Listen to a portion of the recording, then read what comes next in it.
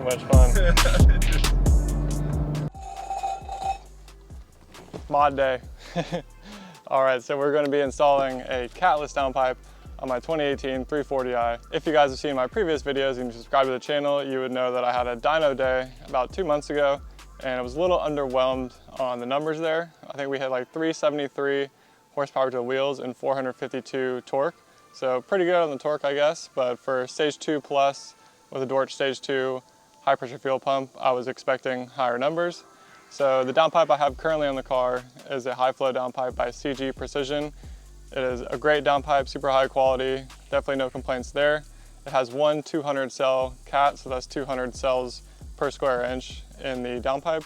And just for reference, a stock downpipe has 1,000 cells per square inch and between 2 filters, so one 600, one 400. And then of course, this one has no catalytic filters. So it'll just be straight flow, more power. So hopefully I can take advantage of all the other performance mods, you know, the tune, the intake, the exhaust, all that good stuff, the fuel pump. And especially now that I'm running the flex fuel kit with boot mode and an E50 tune most of the time. When you run ethanol, it actually has more buildup potential in the catalytic converters. So you have to be mindful of that. If you're running, you know, E30 or E50, that you probably do want to go catless eventually if you're going to be running that quite often, just because that buildup can restrict flow, and you don't want that, because then you're just restricting power and wasting power essentially, because you paid all that money for the tune and now you're not getting the most out of it. So that's on the agenda today. I already did the install video, so you can watch that if you want like a step-by-step install video. But for this one, it's mostly just gonna be like a vlog and a review of like the sounds before and after downpipe, and we'll go for a drive and I'll let you know if there's any boost in power of what I feel. Let's get the install. We just gotta take out the intake so we can access the downpipe from the top of the engine and get the car up on ramps, safety first, and then drop the exhaust, take off the downpipe, swap them out. Big shout out to VRSF. Thank you all for sponsoring the build and the channel. I really appreciate it. So we got the downpipe, and then we also have a charge pipe to install. So we'll do that in a future video. Make sure you subscribe so you don't miss out on that one. All right, so status update. We got the old downpipe off, this high flow one from CG Precision. I will say it's also a really high quality downpipe. It's not cheap. So you could buy this Catless downpipe and have someone install it for probably less money than this entire downpipe costs. But all the high flow downpipes cost more, obviously, because they have to input the catalytic filter. But a good perk of this downpipe is that it actually does have a wider opening right here, and it is a little beefier on this portion. So that actually increases the sound and the tone, you know, it makes it a little bit more deep. But this VRSF one has a 4.5 inch opening. I'm not sure if you can tell, but the CG Precision one has a 5-inch opening. So that's really why I went with this downpipe. It sounded really good with my exhaust setup. So I'm really curious to see how the Catless VRSF downpipe is gonna sound. So we'll find out here soon. We'll go ahead, transfer over these O2 sensors, and then also put in a fresh downpipe gasket. So this is the gasket that goes right here. It'll connect to the turbo side. So we definitely want to do that because we just don't want any boost leaks in the future. You know, it's best practice, and I reused the old one from the stock downpipe on this one.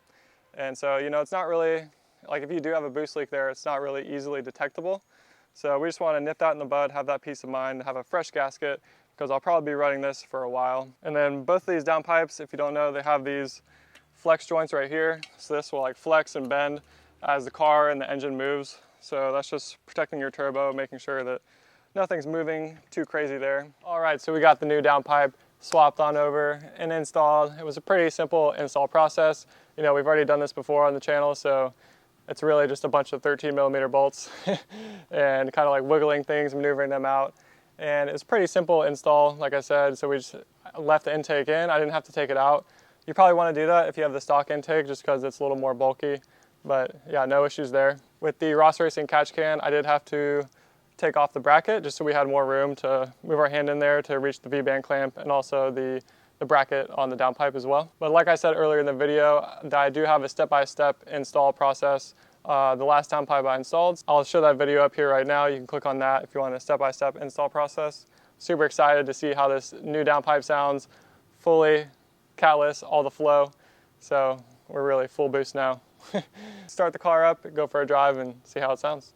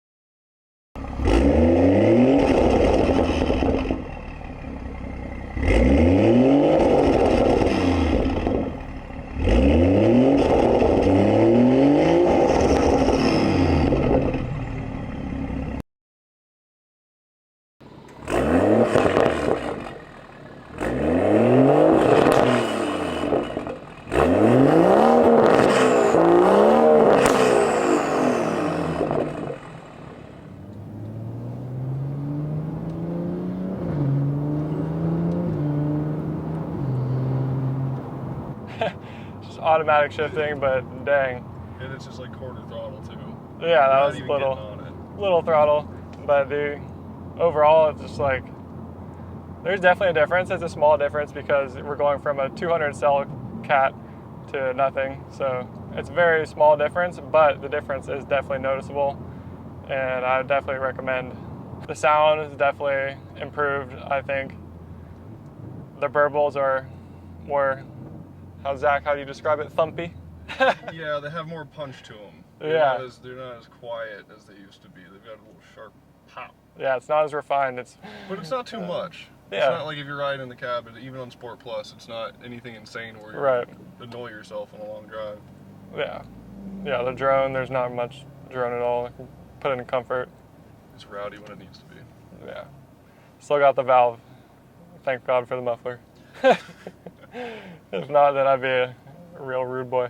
Up next, a straight pipe. Muffler delete. No, we spent too much money on that. Yeah, it's a nice exhaust. It sounds good. One negative, of course, that's what going Catless at all, period, is like the smell. Like when you finally get to that stop and you have your windows down, it is stanky. But thankfully, having ethanol, like an E50 blend, or if you go fully 85, it's like I guess a more pleasant smell. Oh yeah, that's nice. Yeah, the upshift, braps, definitely, like everything's just like more aggressive. I love it. It's almost got that mini burble sound on the upshifts. Yeah, like when you really get on the throttle, you can feel it growling, I guess. Yeah. That's the only way I can describe it. B58, roar. Oh yeah. Subarus, watch out. Facts. So pro tip, go ahead and hit that BC button a couple times so you're not on your MPG reading. Because yeah, that's gonna suffer. You don't want to see that anymore. Who cares? We'll just keep it on the date and time. Gas. You know, because of all the mods that I have done to this car, and you know, the aggressive tune, the upgraded fueling, you know, it's really like when you're warming up the car, it's actually worse for the car to be in like a lower RPM range, like less than 1500 when you're warming it up and driving along the roads, because the components that are cold are like more at risk. So like lately I've been actually warming up the car in sport so that it mainly keeps the RPMs between like 1500 to 2000. You know, I'm not going up to like 5 grand, but like I'll keep it, you know, 1.5 to 2K. Yeah, it's mainly with tuned cars. Yeah. Because it has like, it's pushing higher limits for all like the fueling and fuel to air ratios and stuff. So it's targeting like higher numbers. All right, I'm gonna give it some more throttle here.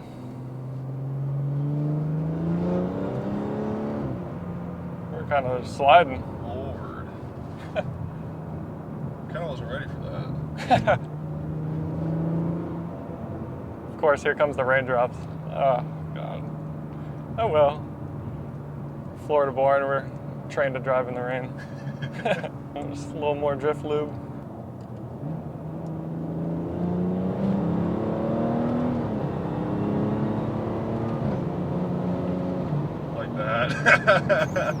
Oh, what is that? It's just grass. It's just grass, thank God.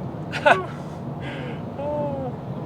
See, it happens so fast though that it almost doesn't feel like you're going that fast. Yeah, it's just like... It's so crazy. Plus you get used to it. Well, that too. It was a 4th gear pull.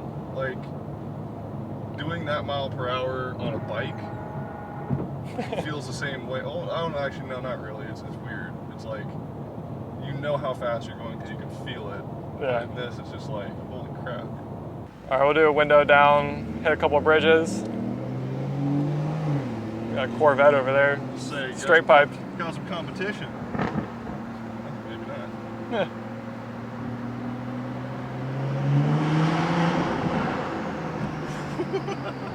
That turbo. I'll do the bridge, it sounds... Yeah. Oh, there goes my phone.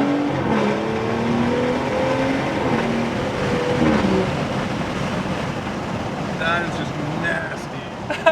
That was just nasty. Yes. But yeah, just doing that 2nd gear pull, whew, sounds nasty from 2nd gear. All in all, I'm super stoked with the downpipe. Worth it. Worth the install. Now you see it go... Yeah.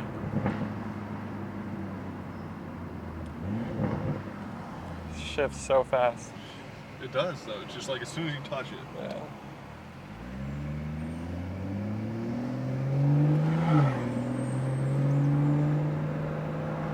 All right, another 2nd gear pull under this little bridge. Little bridge. Oh, God.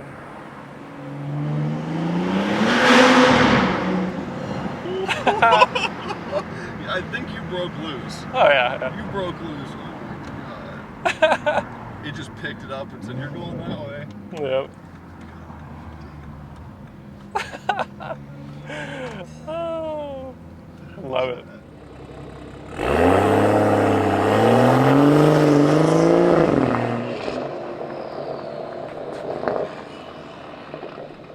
Overall, the VRSF downpipe is making driving that much more fun, and so that's why I do what I do.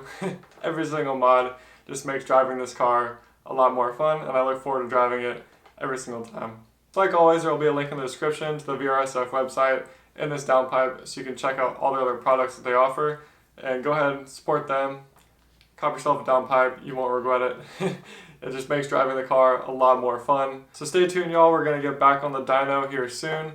We're going to finally see what we're pushing now with all the modifications that I've done to my build. So go ahead and smash that like button if you enjoyed this video. Let me know which setup you preferred, with the high flow downpipe or the Catless downpipe. Myself, I'm going VRSF all day. Thank you guys for watching. Make sure you subscribe to the channel so you don't miss out on upcoming videos, dyno day, charge pipe install, etc. Make sure you subscribe. Stay tuned. Catch you on the next one. Peace. Life is what you make it. I feel like I'm lazy. I can't see a way out. I've been stacking face down off canvases I painted. I just spent the rain day on drip I can't afford, but that's the price I pay for the memories I made.